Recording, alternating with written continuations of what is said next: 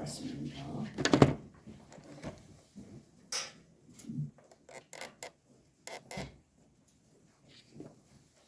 한 절? 에베소서 5장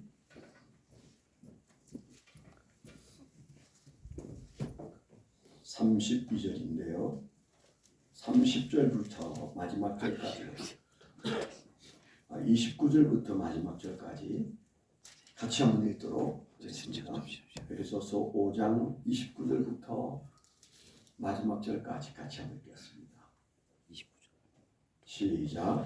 누구든지 언제나 자기 육체를 미워하지 않고 오직 양육하여 보호하기를 그리스도께서 교회에게 함과 같이 하나니 우리는 그 몸의 지체임이라. 그러므로 사람이 부모를 떠나 그의 아내와 하여 둘이 한 육체가 될지니 이 비밀이 크도다. 나는 그리스도와 교회에 대하여 말하노라. 그러나 너희도 각각 자기 아내 사랑하기를 자신같이 하고 아내도 자기 남편을 존경하라. 하나님 아버지,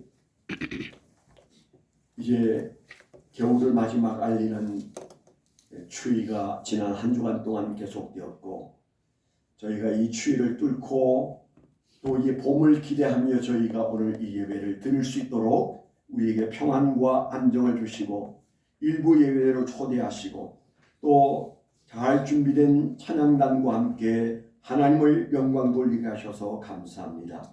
이제는 주의 말씀이 주여 선포되어질 때 선포하는 자와 듣는 이가 함께 하나님의 말씀 앞에 우리의 마음의 문을 열어 우리 각자에게 그리고 우리 교회에 우리 가정에 주시는 하나님의 말씀이 생명의 말씀인 줄 알아 그 말씀을 붙잡고 일어서는 기회가 되게 하여 주옵소서. 부족한 종을 붙들어 주시고 사랑하는 백성들 이 말씀 들을 때 마음속에 있는 무거운 것과 연약한 것과 죄된 것을 해결하여 주옵소서. 예수님 이름으로 감사하며 기도드렸습니다. 아멘. 네, 격려하겠습니다. 하나님 오늘도 살아서 우리 가운데 역사하십니다.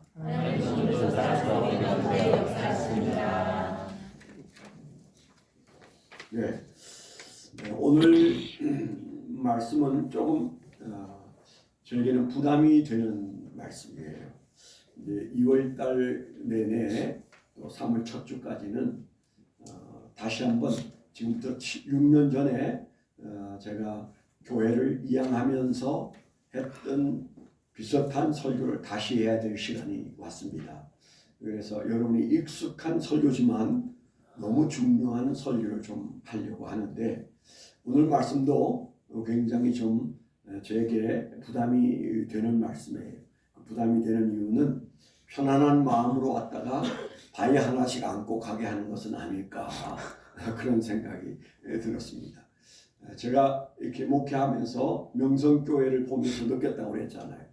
명성교회는 무거운 마음으로 왔다가 갈 때는 아주 어깨가 올라가고 신나서 가는 것을 보고 저게 부흥하는 교회의 모습이구나. 여의도 수목원교회도 마찬가지고 제가 아는 부흥하는 교회에 대해서 얼마나 오랫동안 연구를 했겠어요. 그 교회 분위기 혹은 메시지의 특징은 무거운 마음으로 세상 짐을 안고 해결받으러 왔다가 그게 해결된 듯 신나서 돌아가게 하는 메시지의 능력이 있더라고요.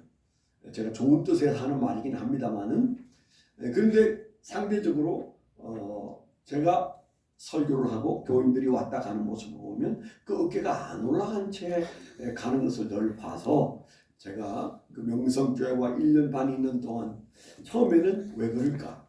나도 저분 식으로 해야 되나? 이런 고민을 많이 했고요. 근데 내린 결론은 하나님께서 저분에게는 제사장적 은사를 주시고 나에게는 선지자적 은혜를 주셨구나. 저분은 교인들을 이렇게 싸매어주고 등 두들겨주고 용서해주고 위로하는 그런 사명을 주셨다면 저는 그냥 찌르고 두들기는 그래서 당신들 문제 많다 그 얘기를 계속 하게 했어요. 그러니까 듣는 분들이 기분이 좋아서 가기는 좀 어렵겠다. 그렇게 살아야지. 그렇게 살아야 되고 말고. 그런데 그게 두렵고 힘든 거죠. 사는 것도 힘든데 말씀마저도 많은 것을 요구하니까 교인들이 조금은 힘들게 가는데 제게 주신 하나님의 말씀은 너 그거 사명이야. 너희 교회의 사명이고 너희 교인들은 은혜 받고 살려고 하지 말고 은혜도 받지만 사명으로 살게 구원받았잖아. 구원받았으면 이제 사명을 고취해야지. 등 두들겨 주면서 그렇게 그냥 편안한 마음으로 사시오. 복 받고 사시오. 그러면서 현재에 대해서 도전을 안 한다면 너의 사명은 아니다. 내가 너를 부른 이유는 그런 이유다. 그래서 저는 교회마다 다르고 목사마다 받은 사명이 좀 다르구나. 나는 선지자적 사명을 가지고 있는데 내가 잘들 하고 있습니다. 네, 박수합니다. 할렐루야. 이거는 안 된다. 그런 마음으로 제가 살았어요. 지금까지도 그 교회는 그냥 끊임없이 그분들을 마사지, 그 메시지가 마사지죠. 나쁘다는 얘기가 아닙니다. 위로받을 사람은 위로받아야 됩니다. 그러나 조금 수준이 있는 사람들은 날마다 남은 시간을 계산하면서 내 사명이 뭔데 어떻게 살고 있나 그런 자기 책임을 돌아보고 우리가 끝날 시간들을 계산하면서 주님 앞에 갈 때까지 조금 더 잘 달려야 한다. 이런 마음을 갖게 하는 것이 우리 교회 사명이고 제게 주신 사명이에요. 그래서 저는 일찍부터 각오했었어요. 나는 큰 교회 하긴 틀렸다. 누가 그런 목사가 목회하는 데 와서 사람들이 척척 지남철 붙듯이 붙겠는가. 한 사람이여 돕고 10사람이 좋다. 이런 마음을 가졌거든요. 그런데 불행하게도 많은 사람이 불어났어요. 그게 어떻게 보면 좋은 일이지만 어떻게 보면 그건 불행한 일이기도 합니다. 이제 사명과 아무 상관없이 와서 위로받으려고 앉아있는 사람에게 사명을 얘기하면 더 힘들지 않겠어요? 그러니까 점점 사명 설교가 줄어들기 시작하더라. 마사지에 가깝게 가더라. 그러니까 어중간한 거죠. 마사지도 아니고 메스도 아니고. 네? 그러니까 이거 참 아닌데 내가 할 수 있는 사명은 여기까지인가 보다. 그래서 이제 제가 도중에 오늘을 남기고 하차를 하지 않았겠습니까?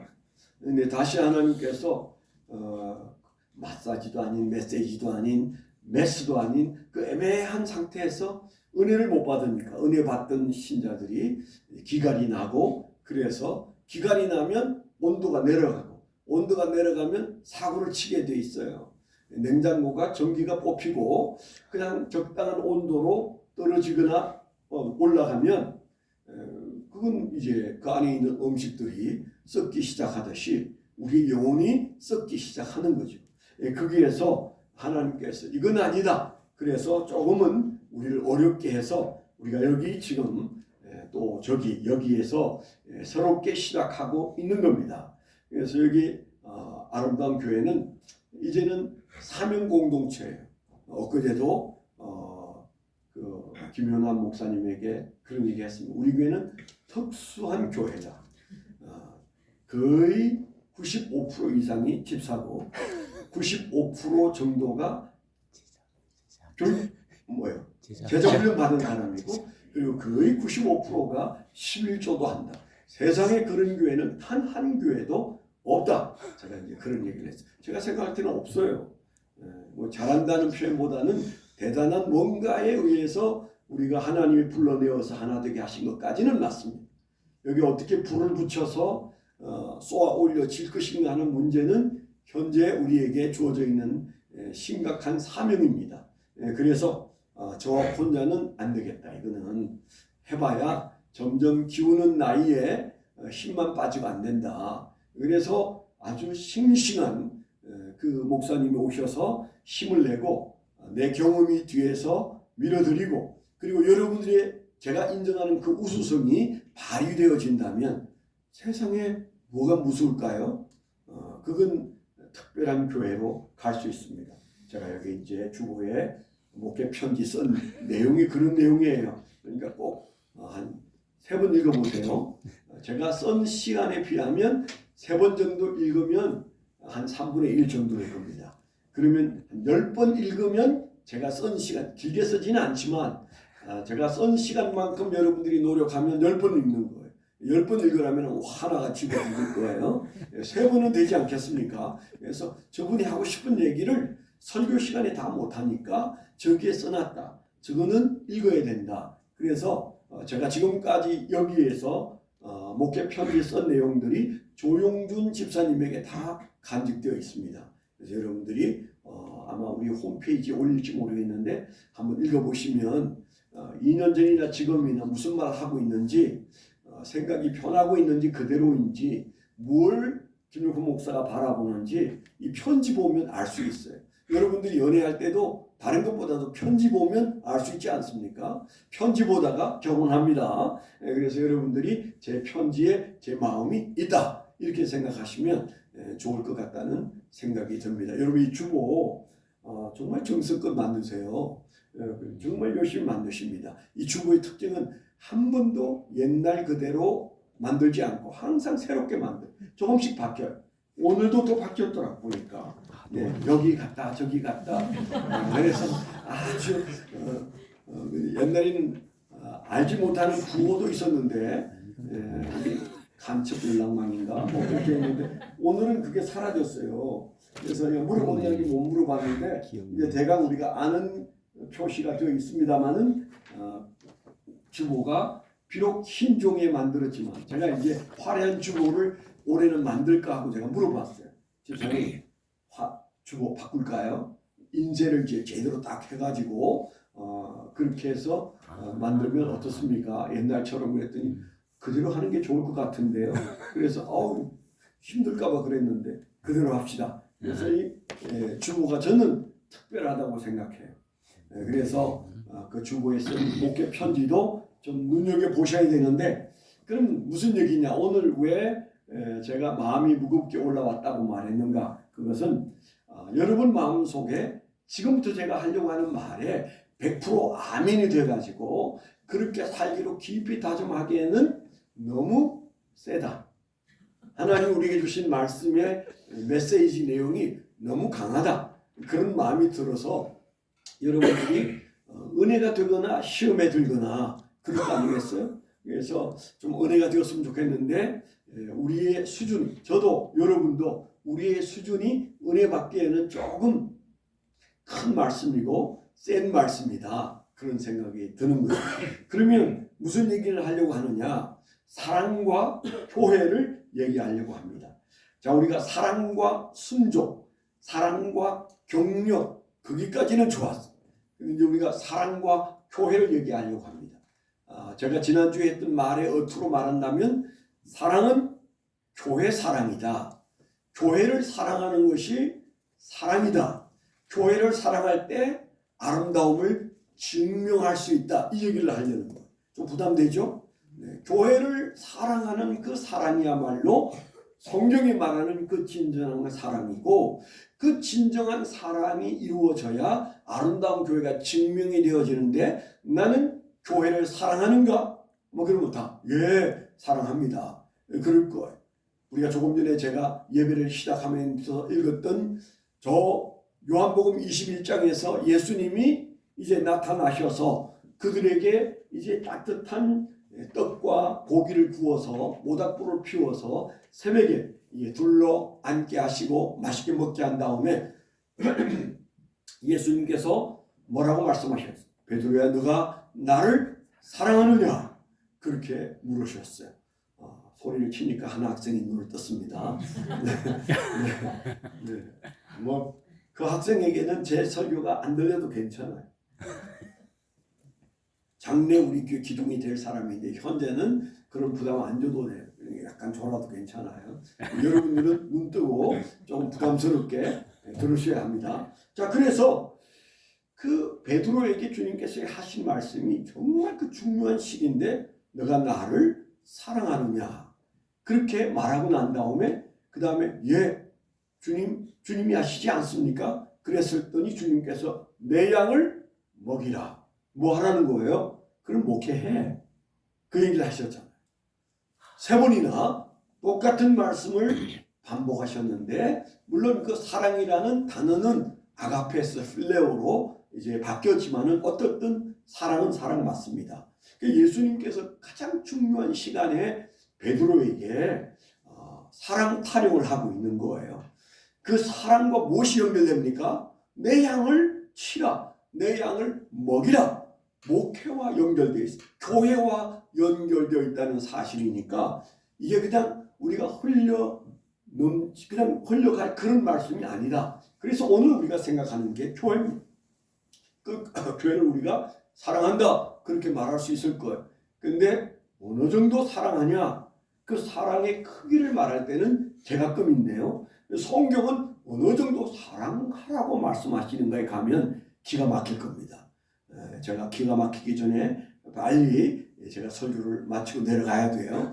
여러분 마음속에 무슨 얘기를 하려고 저렇게 길게 뜸을 들이나 그런 생각이 날 텐데 너무너무 중요한 말씀이다. 그런 말씀을 드립니다. 성경이 말하는 사랑이란 무엇을 가리키고 있는가? 교회를 가리키고 있다. 교회를 사랑하는 그 사랑이 진정한 사랑이고 사랑의 결정체고 우리의 결과적으로 모든 힘을 모아서 사랑할 대상이 있는데 그 사랑할 대상이 교회다. 그렇게 생각 안 하시잖아요. 내가 사랑해야 할 결정적인 대상이 있다. 그 대상이 드디어 한마디로 말하면 교회다. 교회 공동체다. 그렇게 성경이 말한다고 여러분 먼저 선언을 하면 사랑의 대상이 교회고 사랑의 결정체가 교회고 주님이 말씀하시는 성경적 사랑은 교회를 향한 사랑이라고 그 모든 다른 사랑들이 다 그 안에 포함되어 있다고 이렇게 말하면 여러분들이 사랑하고 있는 교회와 그리고 주님이 기대하는 사랑의 정도가 차이가 날 수밖에 없다. 그래서 우리가 아름다운 교회를 증명하려면 올해 우리가 그 표를 이루려면 사랑해야 되는데 사랑의 결정체는 교회 사랑이다. 그런데 우리는 교회를 그렇게까지는 사랑하지 못해요. 여기 우리가 저기 미사강변 호수가에 있는 바로 이 아름다운 교회 11번째 교회에 모여있는 저와 여러분들은 조금은 그래도 우리가 주님을 사랑하고 교회를 사랑하는 데 대해서 할 말이 좀 있습니다. 희생하는 것도 많고 마음 끓인 것도 많고 그리고 여러분 마음속에 기도도 많았고 그랬는데 그 정도 하면 복을 받고 살 수 있는 사랑인가에 대해서 오늘 주님이 우리에게 묻고 계신다. 그런 생각을 하게 되는 거죠. 자, 사랑은 그냥 나오는 게 아니에요. 사랑을 언제 하는가? 우리가 무언가를 대상으로 삼고 사랑할 때 그 사랑의 중심을 우리가 철학적으로 들여다보면 사랑하는 이유, 왜 사랑하죠? 그냥 우리는 어린아이 같으면 몰라요. 그냥 사랑이 돼요. 그렇게 말하겠지만 그러나 철학적으로 사랑을 분석하면 그 사랑에는 아주 뚜렷한 한 가지 단어가 튀어나와요. 그게 뭐냐면 가치입니다. 가치. 사랑할 가치를 느끼니까 사랑하는 거예요. 사랑할 만 하니까 사랑하는 거예요. 이해가 되십니까? 그래서 우리가 성경이 말하는 하나님의 사랑과 우리 사랑 사이에 갈등이 있어요. 우리는 뭐예요? Because of love를 하고 있어요. 뭐뭐 하니까 사랑하는 거예요. 같이 사랑할 만 하니까 사랑하는 거예요. 그런데 우리가 하나님 앞에 눈물을 흘리는 이유는 in spite of love. 뭐뭐 함에도 불구하고의 사랑을 발견했잖아요. 하나님 우리를 사랑하는 것을 다가가면 다가갈수록 in spite of love를 하고 계시는 거예요. 뭐뭐 함에도 불구하고의 사랑을 하고 있는 겁니다. 근데 그 비슷한 흉내를 내는 사랑이 부부 사랑이고 자식 사랑이에요. 아내가 너무 아름다워서 사랑했습니다. 그렇죠? 아무도 아멘을 안 하네. 네, 아내가 아름다워서 사랑한 거 맞잖아요. 네. 그런데 사실은 세월이 가면서 그 아내가 그때 그 모습 그대로 있을까요? 배도 나오고 얼굴도 처지고 주름도 지고 안 그렇죠. 제가 아파트에서 이제 싱어하는 모습을 제가 이렇게 봤는데 우리 송미 집사님 보니까 조금 약간 뭐 낡았지만 그런 대로 난 옛날 모습 조금 있어버렸어요. 네. 남편이 화장품을 잘 사주나 봐. 날까지. 아니면 음식을 잘 갖다 먹이는지 잘 모르겠어요. 그 우리 송 집사님이 학생 때 그때 사실은 우리 교회에 학생으로 나타났을 때와 비교해서 좀 뭐 낡은 사실이에요. 낡은 건 사실이지만 그래도 야 저분은 덜 변한 것 같다 그런 생각이 납니다. 모든 여성은 다 변합니다. 모든 남성은 다 변합니다. 그래서 예뻐서 결혼한 사람들은 아마 고민을 할 거예요. 그렇게 예뻤는데 내가 그때 사랑했지만 지금은 어때야 되나? 지금은 안 예쁘니까 난 저 여자와 헤어져야 되겠다. 이런 사람이 있다면 그건 어리석은 인간이죠. 여전히 잘 사는 이유는 많은 일들이 일어났지만은 그에게서 또 다른 어떤 이유들을 발견하면서 그런 대로 우리가 마음을 맞춰서 살거나 더 사랑하면서 살아갑니다. 그게 인간이에요. Because of love를 하는 거죠. 또 들은 우리가 살아가면서 자식들에게도 if love를 말한다고 그랬잖아요. 너가 1등하면 내가 너를 사랑해 줄게. 너가 공부를 잘하면 내가 너를 더 사랑할 거야. if love죠. 뭐뭐 하니까 사랑하는 것은 because of love. 뭐 조건 없이 사랑하는 것을 in spite of love라고 우리가 그렇게 말한다면 우리의 사랑은 그 가치에 근거한 겁니다. 그래서 모든 것들, 모든 행동의 배경에는 가치가 작동하고 있는 거 우리가 다 인정해요. 그렇다면 우리가 교회를 사랑하려면 교회가 그만한 가치가 있는지를 우리 마음속에 품어야 해요. 야, 교회는 정말 그렇게 사랑할 만한 가치가 있어. 그럴 때 그 교회를 사랑하는 거 아니겠습니까? 만약에 아니 내가 이 교회에 이렇게 마음 끓이고 다녀야 돼. 이 마음은 뭐예요? 이 가치가 흔들린다는 겁니다.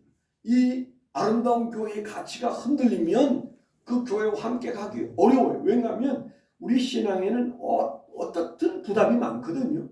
함께 가려면 저울에 바라보는 것. 그래서 그 가치가 느껴질 때 무릅쓰고 가는 겁니다. 돈이 없어서 시간이 없어서 여러분 재능이 없어서 못 숨기는 게 아니에요. 그 가치에 대한 평가가 여러분을 움직이기도 하고 여러분을 주저앉게도 하고 보따리를 싸서 떠나기도 하는 겁니다. 그래서 중요한 것은 이 교회가 가치가 있냐라고 하는 여러분의 질문 앞에 서게 되는데 교회를 사랑하려면 여러분 마음속에 교회가 가치 있어야 되고 또 이 지역 교회인 아름다운 교회가 가치 있게 여겨지면 그 다음에는 상황 끝이에요. 아무 문제 없어요. 즐겁게 예수 믿을 수 있어요. 이 교회가 너무너무 가치 있는데 뭐가 힘들어? 아멘? 그러니까 결국 내 내면의 문제, 내가 이 교회를 어떻게 가치 있게 생각하는가 우리가 이 사실 앞에 기억해야 합니다. 자, 그러면 교회는 어떤 가치를 가지고 있는가를 생각할 때 우리는 세 가지를 생각해요. 세 가지. 네, 일부 예배에 좀 빨리 맞춰드려야 되는데 세 가지를 간략하게 말해보겠습니다. 첫째는 예수님의 가치로 받아들일 때 교회는 예수야. 예수 가치야. 단박에 이해는 되시죠? 교회는 예수다. 예수는 교회다. 그 예수로서의 가치로 받아들여질 때 그 가치가 우리 안에서 상승하는 것. 그 가치가 상승하면 어떤 일이 일어난다고 했어요? 사랑이 발동되기 시작해. 내게 교회 것이고 내게 하나님의 것이고 그래서 여러분들이 저 은혜가 넘쳤을 때 사도행전에 보니까 2장과 4장에 그들이 유무상통의 삶을 만들어냈다고 해요. 공산주의자들이 흉내내 보려고 했던 게 바로 그 유무상통이잖아요. 다 배급 주고도 남는 걸 보고 우리 그렇게 할 수 있다. 예수가 그랬다면 초대교회 교인들이 그랬다면 우리는 우리의 지성으로 나눌 수 있다. 이게 공산주의 출발점이잖아요. 제가 언젠가도 늘 얘기하지만 막스 레닌부터 시작해가지고 칼 막스로 해서 전부 다 신학생이었다는 거. 예? 예수 안 믿는 사람이 공산주의를 만든 게 아니에요. 기독교의 진리와 똑같이 하는데 그게 뭐 유물사관이 들어가 있는 거예요. 그래서 공산주의는 안 된다는 겁니다. 공산주의에 가까이 가면 망하는 거예요. 기독교는 전혀 공산주의와 함께 갈 수 없어요. 이 세상에 보세요. 지난 한 80년 동안 공산주의가 창궐했던 나라에서 기독교가 어떠했나? 이 지금 대한민국도 지금 그 공산주의 세력을 지금 현재 우리가 맞닥뜨리고 있는 거예요. 그런데 많은 목사님들이 그걸 그런 눈으로 보지 못하기 때문에 다른 소리 하는 거예요. 그래서 우리가 중요하게 여겨야 할 것은 우리가 성경에 들이다보니까 은혜가 있을 때, 교회의 가치를 알 때, 예수의 가치를 알 때 그들은 내 주머니를 열어서 나누기 시작했어요. 그게 분배의 법칙입니다. 어떤 인간도 어떤 조직도 어떤 철학도 그거 못해요. 실험해봤지만 다 망했어요. 공산주의가 그렇게 괴물이 된 것처럼 그렇게 될 수밖에 없어요. 오직 누구만? 예수님만 하실 수 있으시다. 오직 교회만 그것이 가능하다. 이런 측면에서 우리가 첫째로 생각할 것이 예수 생명의 가치, 두 번째는 나의 생명의 가치가 그 안에 있어요. 교회는 뭐냐? 김영표 목사의 생명의 가치를 공유하고 있어요. 교회는 김영표 목사의 생명이다. 김영표 목사의 삶과 생명은 교회다. 그 정도 되면 눈에 뵈는 게 없어요. 아무것도 안 보여. 교회만 보여. 그렇지 않을까요? 내 생명이 교회인데, 교회가 내 생명인데 무슨 할 말이 있겠어요? 세 번째 가치는 가정의 가치입니다. 교회는 뭐냐? 가정이다. 제가 철없을 때 33살 때 교회 철학을 5개 세웠다고 그랬잖아요. 거기에 뭐가 들어가 있었어요?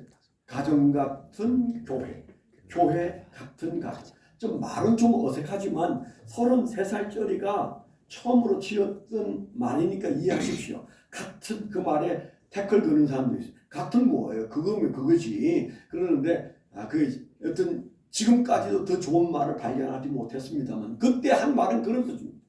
교회가 가정 같은 사랑을 가지고 있어야 된다. 아름다움을 가지고 있어야 된다. 그리고 가정은 교회와 같은 거룩성을 지녀야 된다.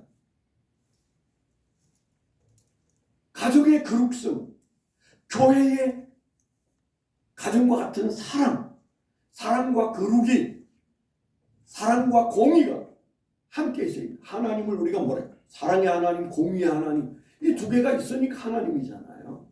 우리의 삶에서 교회의 거룩성이 가정 안에 있어야 되고 가정의 사랑이 교회 안에 있어야 된다. 이해가 되시죠? 얼마나 중요한 말인지. 그보다 더 중요한 말이 얼마나 있을까요? 그때 그 나이에 그걸 교회의 철학으로 삼았다는 게 지금 생각하면 훌륭했어요. 아무도 훌륭한 사람이 없는데 그 철학 이제 저 명예 동안 다 지워버렸어. 이제 어딜 찾아봐도 그거 없어. 예. 안타까운 얘기죠.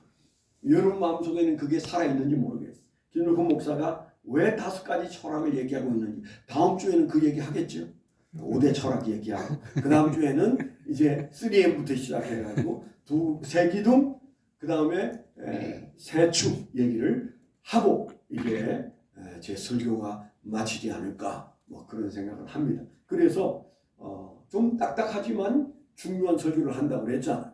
핵심, 신앙의 핵심이고 교회의 핵심이고 제 삶의 의미고 여러분의 인생의 철학이 되어야 하는 교회론. 신학교에서도 제대로 가르치지 않는 그 교회론. 어쩌면 김호남 목사님도 와서 배워야 하는 그 교회론. 그게 이제 마지막으로 내가 설교한다면 물론 앞으로 설교 뭐 전혀 안 한다는 말이 아니고 그리고 담임 목회자로서 하는 마지막 설교는 피를 토하듯 외치고 싶은 전한길처럼은 안 하지만 어떤 좀 목적을 높여 살고 싶은 설교가 있는데 그게 이제 계속되고 1월 달부터 시작해서 2월 말까지 계속되는 설교다. 그런 사실을 여러분이 염두에 두고 어디로 흘러가는지 저 목사는 무슨 생각을 하고 저 설교를 지금 하고 있는지를 여러분 생각한다면 졸지 않을 겁니다. 아멘? 아멘. 아직은 안 졸고 있습니다. 자, 그러면 간단하게 얘기할게요. 옛날에 그런 좀 약간 엉터리 유머를 들어본 적이 있지 않습니까? 우리나라가 전 세계 중국 다음으로 짝퉁을 많이 가지고 있는 나라인데, 그게 예를 들어서 뭐 샤넬백보다 더 좋은 게 뭐가 있지? 에르메스. 루비통? 에르메스. 에르메트? 에르메스. 에르메스? 예. 그건 잘 모르겠고, 여튼 루비통은 알겠네요. 뭐 그 좋은 가방이라고 합시다. 제가 여러분 중에 루비통 가방이 있는 사람 물어보지 않겠습니다. 그런데 그 뭐 그런 유머가 한때 있었잖아요. 하도 가짜가 판치는 나라인데 가짜와 진짜를 확실히 구분할 수 있는 방법을 여러분 들어보셨잖아요. 비 오는 날 그 루비통을 머리 위에 올려서 비를 피하는 인간은 뭐예요? 가짜를 들고 있는 것이고, 비가 오는데 온몸으로 그 비를 받으면서 가슴에 품으면 그게 진짜다. 뭐 그렇게 얘기하잖아요.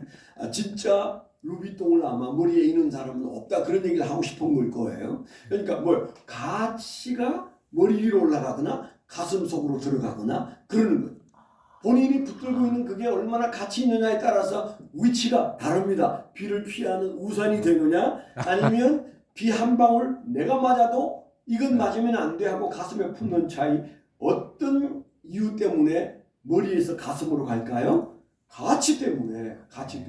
우리는 지금 교회를 가치로 생각해 봐야 돼. 그래야 여러분들이 교회를 사랑할 수 있고, 교회를 사랑해야 그 최종 가치인 교회를 통하여 우리는 아름다움을 증명하고, 결국 우리가 휴거되는 게 아니에요. 예수님이 오시면 우리가 휴거되는 것이 아니고 교회가 휴거된다. 그렇게 배웠잖아. 그러니까 우리는 이제는 이 세상에 옷을 벗어버리면 우리는 교회로 존재하는 겁니다. 그게 뭐 이렇게 지역교회로 존재하진 않겠지만 모든 천국의 공동체는 교회 공동체예요. 교회입니다. 그래서 우리가 첫 번째는 교회가 뭐냐? 예수님이 피로 값주고 사셨다. 우리가 늘 그렇게 말하죠. 교회의 가치는 예수님 짤입니다. 그렇다면 여러분 생각해 보세요. 교회가 지금 살아계신 예수님이세요. 예수의 몸인데 그 몸인 예수를 우리가 뭐라고 표현할까요? 예수다. 교회가 예수다. 한번 따라 하실까요? 교회가 예수다. 예수가 교회다. 우리가 이런 마음으로 이 교회를 생각하면 교회를 쓸고 닦고 성도들 끌어안고 교제하고, 그리고 우리가 헌금 드리고 시간을 여기서 보내고, 그리고 더 나은 신앙을 위해서 훈련하고, 뭔가 좀 더 내가 할 수 있는 일이 뭐가 있을까? 우리 교회, 우리 집에 있는 좋은 것은 교회장 갖다 놓고 싶고, 우리가 이런 마음들이 자연스럽게 일어나게 되어 있습니다. 그 가치가 우리를 행동하게 해요. 그렇기 때문에 우리가 교회를 사랑한다는 이유는 바로 그 가치는 예수님 가치다. 예수 생명 가치입니다. 예수님이 그 피로 값주고 사신 거예요. 우리가 성찬식을 하면서 우리가 생각하는 고린도전서 11장 25절에 뭐라고 되어 있어요? 식후에도 잔도 이와 같이 하시고자 말씀하셨습니다. 이 잔은 내 피로 세운 새 언약이다.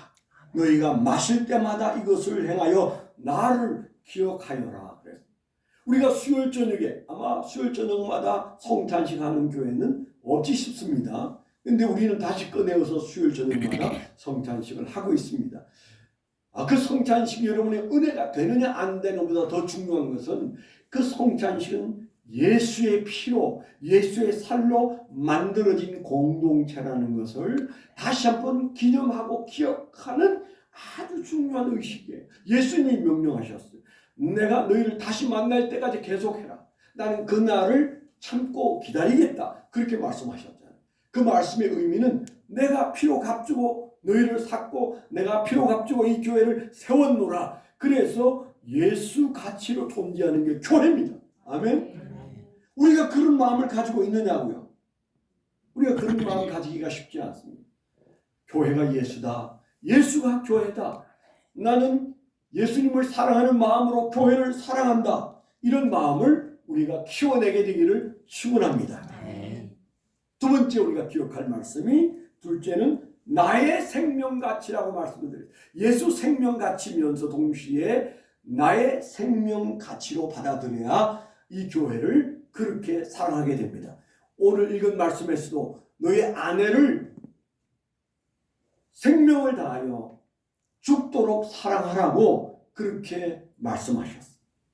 그래서 우리가 가정의 가장 중요한 사랑의 극대화는 가정을 위해서, 아내를 위해서 목숨을 바칠 심정으로 사는 남편이 있는 한 그 가정은 행복한 가정이 될 수밖에 없는데, 그 얘기를 하면서 복합적으로 뭐라고 말했습니까?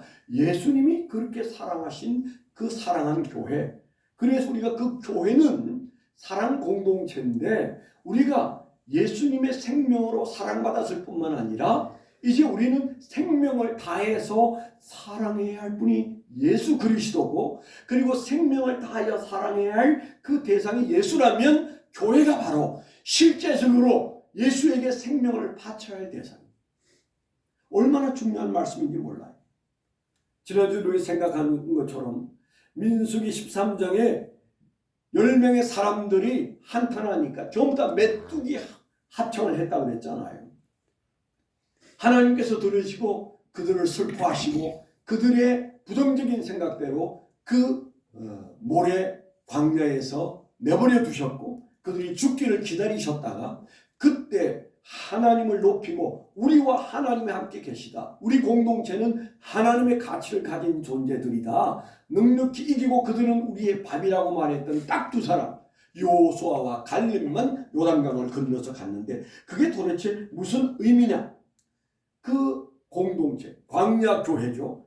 이스라엘 공동체를 그 광야에 있었던 그것을 스데반은 교회라고 그랬어요. 광야 교회. 그러니까 그 광야 교회의 가치를 여호수아와 갈렙처럼 본다면 예수와 하나 되고 하나님과 하나 된 하나님의 공동체. 그렇기 때문에 하나님의 공동체는 우리가 사랑해야 할 공동체인데 나를 포함하고 나를 중심으로 그 이해를 가져야 해요. 그래서요, 우리가 예수를 믿는데 어느 정도 믿어야 되느냐? 목숨 바쳐서 믿어야 돼. 누가복음 9장 23절에도 나를 따르려거든 자기를 부인하고 자기를 부인해야 돼. 내 가치를 내려놓고 그리고 우리가 자기 십자가를 지고 그리고 예수를 따라가는, 십자가를 지고 예수를 따라가는 나, 목숨 바치고 가는 겁니다. 목숨 걸고 가는 겁니다. 저는 2부 때 그 설교를 할 건데요. 김현남 목사님 부부가 2부 예배 오실 거거든. 제가 그분들에게 이런 말을 하려고 합니다. 생명을 바칠 각오가 아니면 이만큼에서 그냥 간투하라. 아름다운 교회를 위해서 생명을 바칠 각오가 되면 성공한다. 두려울 게 하나도 없다. 그러나 생명을 바칠 각오가 없다면 오지 마시라. 왜냐하면 우리 교회에 불필요하다 이런 말보다는 본인이 인생 허비하는 거예요. 그분은 우리가 아는 대로 부산대학 나와서 교사하시던 분이에요. 5년이나. 여러분 부산대학 뭐 그렇죠. 부산대학은 부산 사람에게는 서울대학이에요. 저는 그 동네에 살잖아요. 부산대학 하면 어떤 의미에서 서울대보다도 더 귀에 익은 대학이에요. 기가 막힌 대학이에요. 그러니까 아주 좋은 대학 나와서 그리고 교사하고 살면 가장 안정된 생활을 할 텐데 아니 늦음하게 신학교 들어가서 또 이렇게 목회에 매달려 있는 그분의 모습을 보면 그분이 정말 인생을 바쳐서 여기까지 왔는데 생명을 바칠 각오가 아니면 허비하는, 뭘 해도 할 수 있는 분인데 여러분 교인 기차거리가 얼마나 힘든지 모르시죠? 네? 모르시잖아. 누가 알아요 여기? 아무도 몰라요. 아무도 몰라. 지쳐있는 제 아내만 조금 알까? 여기 목회자 두 분이 계십니다. 김성진 목사님은 반만 딱 경험했어. 제가 말하는 그 수고로움의 반만 딱 경험했어. 이제 앞으로 살아가면서 뼈저리게 경험하게 되고요. 오인일 목사님은 이제 1학년 네. 전임 사역자 1학년이에요. 이제 아무것도 몰라요. 그런데 살아가면서 어제는 설교가 좀 힘들다는 얘기를 좀 하긴 하더만. 힘들긴 무슨, 지금 그 안에 있는 3년 배운 3년치가 다 들어있는데 뭐가 힘들어요. 3년 뒤가 힘들어요. 3년 지나고 나면 그 안에 그동안에 들었고 읽었고 생각했던 설교 싹 바닥이 나요. 그때는 이제 잔고가 없어. 그때부터가 사실은 힘들어요. 신학교 나와서 목회 3년 할 때까지는 쉽다니까요. 있는 거 빼먹어요. 들은 얘기가 얼마나 많은데. 근데 3년이 지나면 그때부터 이제는 생성되지 않으면 죽을 것 같은 마음이 들게 돼 있어요. 설교가 어렵다? 저는 제 생각에는 설교가 어려운 것은 3분의 1이 목회자의 어려움의 3분의 1이지 3분의 2는 설교보다 훨씬 어려운 것들이 그 목회길에 있습니다. 그래도 나는 목숨을 바치기로 했는데 뭐가 문제냐? 나는 교회를 위해서 목숨을 바친다. 이 정도의 마음으로 사랑하면 그때부터 즐겁게 되게 돼 있어요. 목숨을 걸면 목회는 쉬워요. 목숨을 걸지 않았을 때가 목회가 어려워요. 신자도 마찬가지. 목숨을 걸고 이 교회를 바라보면 쉬워요. 근데 목숨을 걸지 않으니까 여러분 신앙생활이 힘든 겁니다. 자잘한 얘기에 신경이 쓰이고 기분이 나쁘고 인간관계에 대해서 신경이 가고 그러는 거예요. 목숨을 걸게 되기를 축원합니다. 아멘. 그렇게 사랑할 가치가 있기 때문입니다. 세 번째는 교회를 사랑하는데 어떻게 사랑해? 가정을 사랑하는 마음으로 사랑해. 가정의 가치로 교회는 존재한다. 이 사실을 기억하셔야 돼요. 오늘 우리가 읽었던 에베소서 5장에서 6장에서 계속하고 있는 얘기가 그 얘기입니다. 교회와 예수님 사이가 남편과 아내가 가정을 사랑하고 그 가정을 이끌어가고 그 뒤에는 또 부모로서 자녀로서 어떻게 사는 것이냐에 대한 얘기를 하는데 에베소서는 뭘 얘기한다고 했어요? 교회를 얘기한다고 했어요. 그런데 아주 맞춤형으로 교회와 동일한 선상에 있는 것이 가정이고 같은 방법으로 끌어가야 하는 게 가정입니다.